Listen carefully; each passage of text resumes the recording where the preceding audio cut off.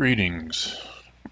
I've just finished up this render of a Twi'lek character of mine with a lightsaber, and I need to add the bloom for the lightsaber now. And in the past, I've gotten questions about how I go about doing this. And so I thought I'd do a quick video about what I do with LuxRender to accomplish this. So at the moment, I've got the film loaded. This is the raw film from LuxRender.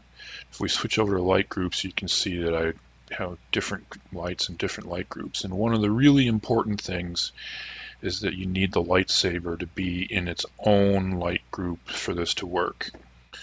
Because what I'm going to do is I'm going to go and I'm going to turn off these other lights so that we only have the lightsaber. And then the other issue that we need to do is that if we try to create bloom in LuxRender with the lightsaber really bright, which is to be able to give illumination on her from the saber, the bloom will be way too powerful. So what we're going to do is we're going to drop the gain on the lightsaber down. And the 0.2 is from me doing a little bit of experimenting before creating this video to find some values that work well. The same is going to happen when we switch over here, go to lens effects and go to bloom.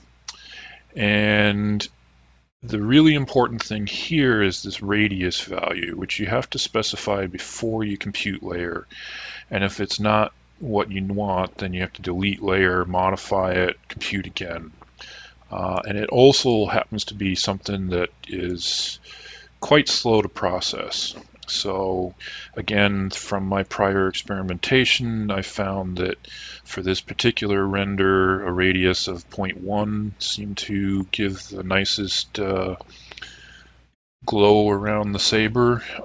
But again, that's going to vary heavily based on how big the saber is in the scene and so forth.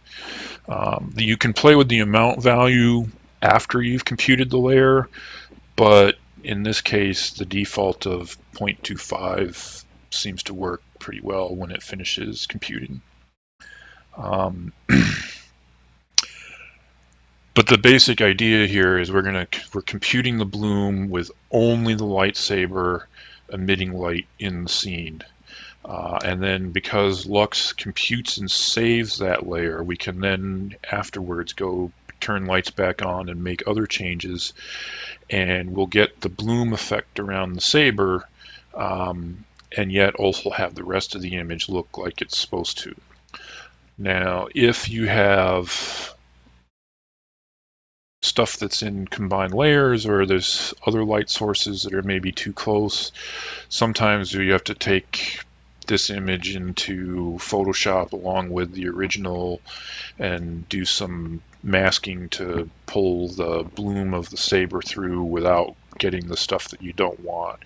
I'm not going to be doing that for this image because this is a pretty consolidated, straightforward pinup of this Twi'lek character, and so I don't have to worry about conflicting light sources. Also, if you were doing this for multiple, if you had two characters that both had lightsabers, you would need to do this for each lightsaber, especially if they're different colors.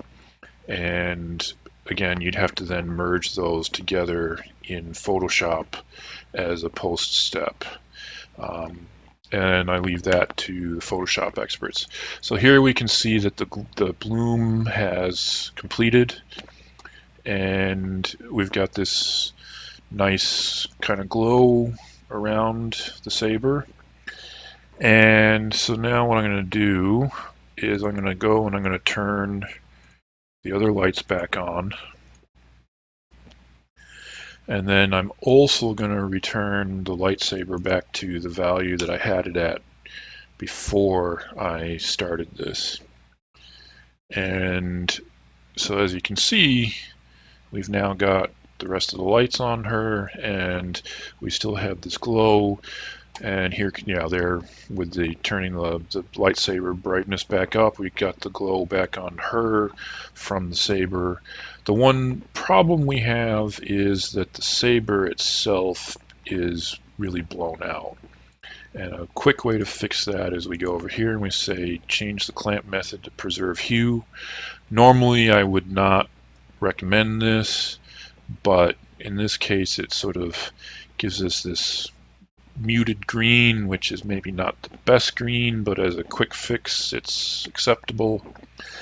And so there you have it. We've got a Twi'lek Jedi holding a lightsaber and bloomed glow around the saber. Hope this was helpful. Cheers.